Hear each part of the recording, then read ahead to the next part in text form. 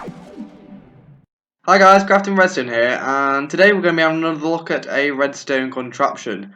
Now, this one is a little bit different from usual. It is a Minecraft sort of gravitational wave detector. Now, what this does is it sends one item up to 5 chunks away, and then in a different set of chunks, 5 chunks back. See, this first column of hoppers is in one chunk, well, in 5 different chunks, and then there's a chunk line here and here. So this second line of hoppers is in different chunks, so it goes through 10 different chunks. Now, I've been thinking, and Minecraft loads chunks when you do F3A, and it reloads all the chunks nearby. Now, if you can keep spamming that, it'll only load the first few chunks, and then it'll slowly load the ones after this. That will mean that there is a slight difference in where the hopper is moved around in theory. Now, I'm yet to check this yet, but basically these hoppers should, in theory, be, if you spam the F3A, what really is all chunks, have slightly different timings, even when the items have set off at the same time. So how I've measured this is I've got all these comparators measuring at what hopper they're at up to 15 hoppers away. Now this goes into a comparator in subtract mode, and that comparator then sends a signal into 2 separate RS NOR latches, and that is purely to just make sure there is no error. I don't know what might cause an error, but I'll just put 2 there anyway, and it looks also pretty cool with 2, kind of matches the thing, but anyway. And then it goes into a light, and that's just an obvious way of seeing if the hoppers are out of time, and if they are out of time, this hopper will, in theory, light up. So anyway, let's have a look at this. Now, I know what you're thinking. I thought I'd mention this very quickly. No, this isn't gravitational waves in Minecraft, but it kind of works in the same way as the LIGO detector does on Earth. Now, the LIGO detector fires photons along a big long arm, what is 4 kilometers long, and then back again. And the photons should cancel each other out, or something. They'll basically affect each other. So they'll either have no signal if it is the exact same time, but if a gravitational wave comes over, these photons, I think, will have travelled, well, this is what I've gathered from a Wikipedia page, will have travelled a little bit further due to the stretching of space-time, and that means they are slightly out of sync. Now, the photons need to be exactly in sync for them to cancel each other out, but if they're out of sync due to a gravitational wave, this means that there will be a different result from the experiment. So this is basically what I'm trying to achieve with this. Now, I think I'm going to try several different things, and I'll do a few tests and basically show you what happens. So, at the moment, there is 2 items positioned in this hopper and this hopper. Now, they are staying in that hopper because there is a redstone torch underneath. Now, when I press this button, those items will be allowed to go up and down here. I think at 0.6, in 0.6 of a second, it will travel each hopper. So this will take quite a while, and then come all the way back, so I'll probably do a time lapse just to show it, speed it up, and then arrive back at here, and they'll whiz past all these comparators at different signal strengths into this one. And if either of those signal strengths are out by 1, then this comparator in subtract mode will pick up that, send a signal, and activate the RS NOR latches. So, I think we should try this and basically show you what it does. So, here we go. As you can see, the item is whizzing up and down here. It's probably not got to here yet. We'll probably see it go through in a second. Wait, there we go. Went through. And then it probably passes all the way up to here. See if it can get it going through there. And obviously this is doing the same thing on the other side. So there we go. Pass through there. Then it'll make its return journey when it gets to the end. So it's gone through 10 separate chunks. Now at the moment we've got all the chunks loaded. So in theory, these should come back at exactly the same time. Now what I have noticed is a little error is when it gets to the end, sometimes it activates the RS NOR latches, I don't know why, but I'm going to figure that out. But we'll be able to tell if it lights up at the end or when it's come down. So as you can see, at the moment the RS NOR latches is not lighting up, and this is the error what occasionally happens at the end. You'll see the RS NOR latches go. Oh no, they didn't. So it turns out we've fixed that problem. I don't know what I did. I did actually just change these RS NOR latches from before I started filming, but it wasn't working when I was before I started filming. But anyway, it's working now. So as you can see, they came back along, and you can see the comparators light up as it passed through.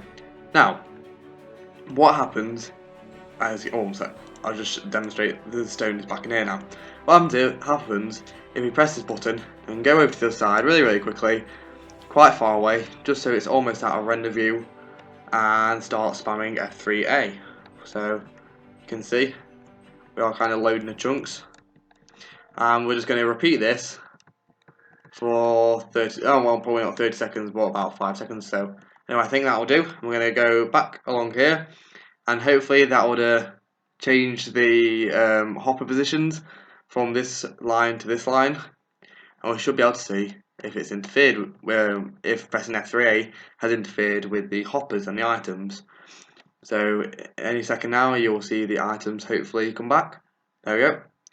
And it doesn't appear to be out of time, but obviously I'll repeat this a few more times and see if there is any change between the two hoppers. So as you can see on that one, the RS null latches did not change. The item is still in this dropper here. So that didn't change anything. But let's do a few more tests and we'll meet back in a bit. Now I'm back, guys, very quickly before I start doing the testing, and I've just been on the internet and it says Redstone can stop working 21 chunks away. Now I'm going to try and test this just so part of the hoppers are loaded. But my second thought was, I've built this right where I spawned in this world, so won't they be in the spawn chunks? Now that means if they're in the spawn chunks, this will always be loaded, no matter how far I go away. So I'm going to have to do a bit more looking on the internet, and I may end up having to move the detector, as I'm going to call this now, away from the spawn chunks, just so we can get it to work how I want it to. So anyway, I guess we'll meet back in a few minutes when I've decided what to do. Bye. So guys, I'm back and I've just been doing a bit of testing, and I did move this LIGO detector in Minecraft by 10,000 blocks away from the spawn chunks, and I don't know if the spawn chunks would have interfered with it. Well, just to be safe, I moved it away from them. So I've just been doing a bit of testing with this, and this is so interesting. There is in fact a distance where the hoppers stop loading, and this is known. This isn't anything new, but I managed, as I move closer, you can see the disparity between the two hoppers, how they are timed differently, and this is quite cool because it does basically work like the real life LIGO detector, and I thought that was pretty interesting, so I'll demonstrate this. Now, we're going to do first a normal run where we are stood here, and you'll see it should work normally. So it's going to go up here and come back down at exactly the same time. Now I have replaced this with the lever so it can be going in a loop constantly. And now this is just so the difference between the hoppers can get increased, because when you're close, even if it changes the hoppers by like 0.1 of a second, it still won't make any difference. So if you leave it going a few times, then obviously the change will become more clear.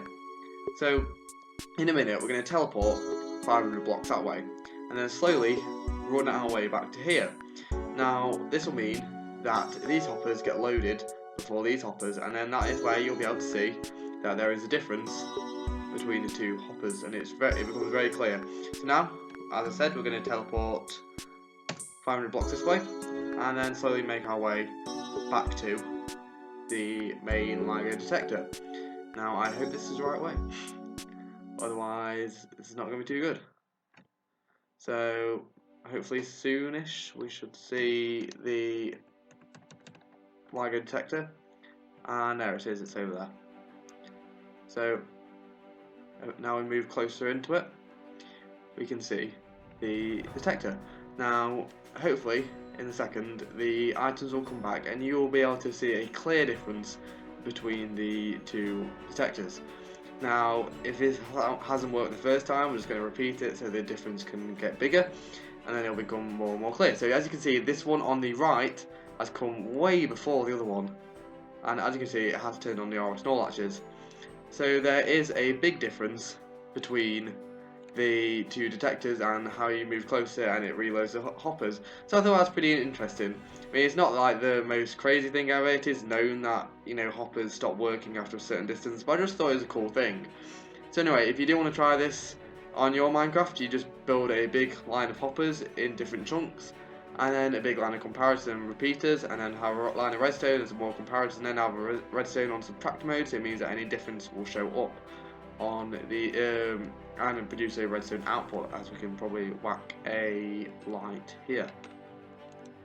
So if there's any change in the two things, oh sorry, vacancy, that redstone has come much before the other one. So there is an obvious change. Now I'll just turn these off actually. So this is how you build it. You just have the hoppers that you compare it to the redstone. Basically just lay it out like this, and it should work for you. So I hope you've really enjoyed this video. I'm sorry this is a bit of an odd one, but I thought it was a bit different and quite cool. So thanks for watching. If you have enjoyed it, please don't forget to leave a like, and if you really enjoyed it, please don't forget to subscribe, because hopefully I will be uploading more content like this, and Redstone is really interesting. So if you do enjoy my videos, please don't forget to subscribe, and I'll see you next time. Goodbye from Crafting Redstone.